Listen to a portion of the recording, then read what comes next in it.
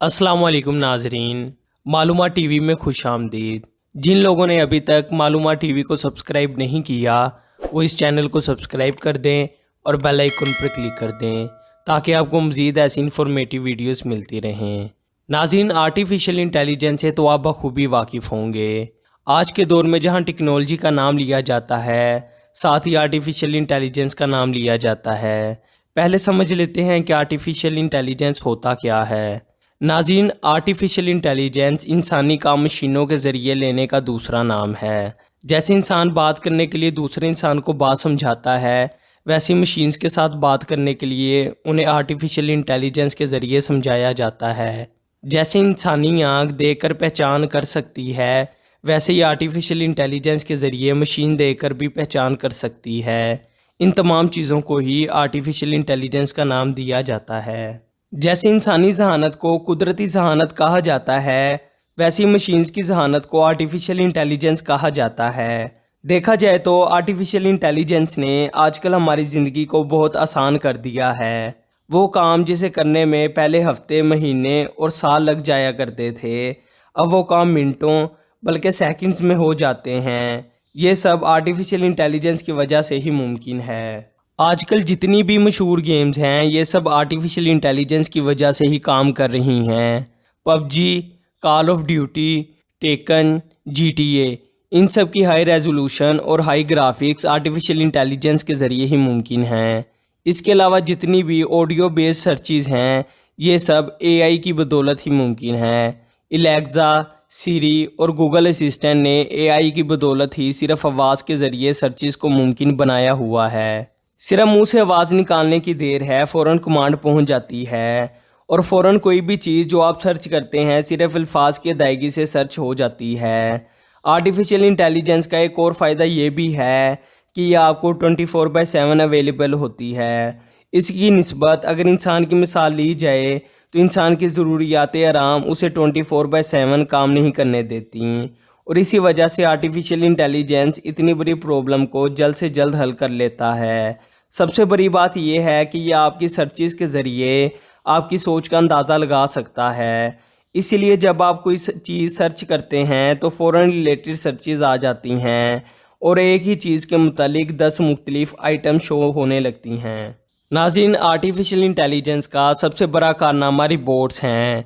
आज दुनिया के बहुत से ममालिक जैसे चाइना, जापान, अमेरिका बल्कि सऊदी अरब में भी रिबॉट्स आ चुके हैं।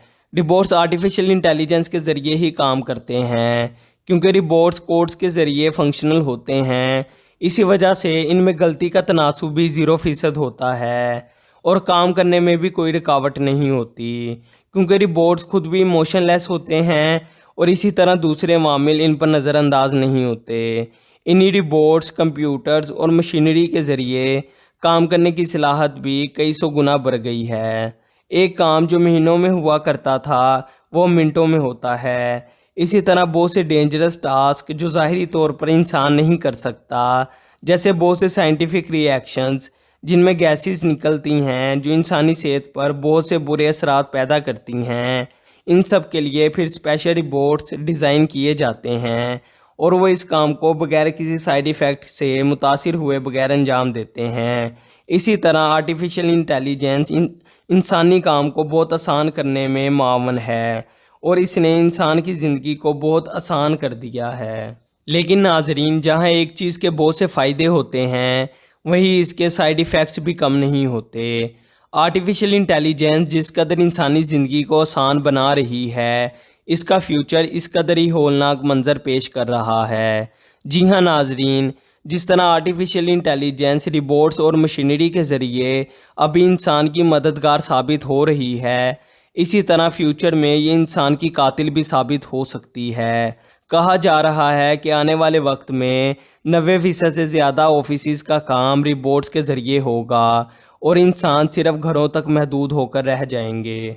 ऑफिस में नौकरियां नहीं होंगी क्योंकि वो सब काम रिबॉट्स के ज़रिए लिया जाएगा। फ़र्क सिर्फ ये है कि रिबॉट्स कोड्स और कमांड के ज़रिए काम कर रहे हैं और जिस मखसूस फंक्शन के लिए उन्हें बनाया गया है अभी वो सिर्फ वही कर रहे हैं। لیکن اگر کسی طرح فیوچر میں وہ ہماری آواز سمجھنے لگے تو وہ شاید انسانوں کا اس دنیا میں آخری دن ہو، کیونکہ وہ انسانوں کے کرنے والے ہر کام پر خود حاکم ہو جائیں گے۔ مثال کے طور پر آپ لوگ ٹک ٹیک ٹوئی ڈیولنگ گیم اور پزل کی مثال لے سکتے ہیں کہ کس طرح وہ ہماری ہر موو پر اپنی ایک چال کھیلتے ہیں۔ یہ آرٹیفیشل انٹیلیجنس ہی ہے جو گیمز کے ذریعے ہماری سائیکولوجی سے کھیل رہے ہیں۔ اسی طرح آرٹیفیشل انٹیلیجنس ایک بھیانک خواب ہے جو اگر فیوچر میں مکمل ہو جاتا ہے تو دنیا کے لیے بہت بڑا خطرہ ہوگا۔ اس خطرے کا بہت سے لوگ پہلے بھی کہہ چکے ہیں۔ اسٹیفن ہاکنگ بھی اس خطرے کا بتا چکے ہیں کہ اگر آرٹیفیشل انٹیلیجنس خود اپنی انٹیلیجنس کے ذریعے انسانی مشینری سے بہتر مشینز بنانے لگی تو انسان کی وقت محض سنیلز جیسی رہ جائے گی۔ اسی طرح ایلون مسک بھی آرٹیفیشل انٹیلیجنس کو انسانیت کا سب سے بڑا خطرہ قرار دے چکے ہیں۔ ناظرین، اس سب سے ثابت ہوتا ہے کہ مستقبل میں اگر ایسی حالت ہوتی ہے کہ اگر مشینز کو ٹرین کرنے کی ضرورت ختم ہو جاتی ہے اور وہ خود بخود ایوالو ہونے لگ جاتی ہے تو یہ مشینز محض کسی سائنس فکشن مووی کی طرح موڈیولر ثابت ہو جائیں گی۔ تاہم اگر ہم چاہتے ہیں کہ ہم مستقبل میں بھی اس طرح کی مصیبت سے بچ سکیں تو ہمیں خود اپنے جیسے انسانوں پر انحصار کرنا ہوگا اور انسانی سورسز کو بروئے کار لاتے ہوئے ہر کام خود کرنا ہوگا، نہیں تو یہ چیز حقیقت میں ثابت ہو سکتی ہے۔ ہماری آج کی ویڈیو آپ کو کیسی لگی کمنٹ سیکشن میں ضرور بتائیں اور چینل کو سبسکرائب کر دیں اور بیل آئیکن پر کلک کر دیں تاکہ آپ کو مزید ایسی انفارمیٹیو ویڈیوز ملتی رہیں۔ تب تک کے لیے اللہ حافظ۔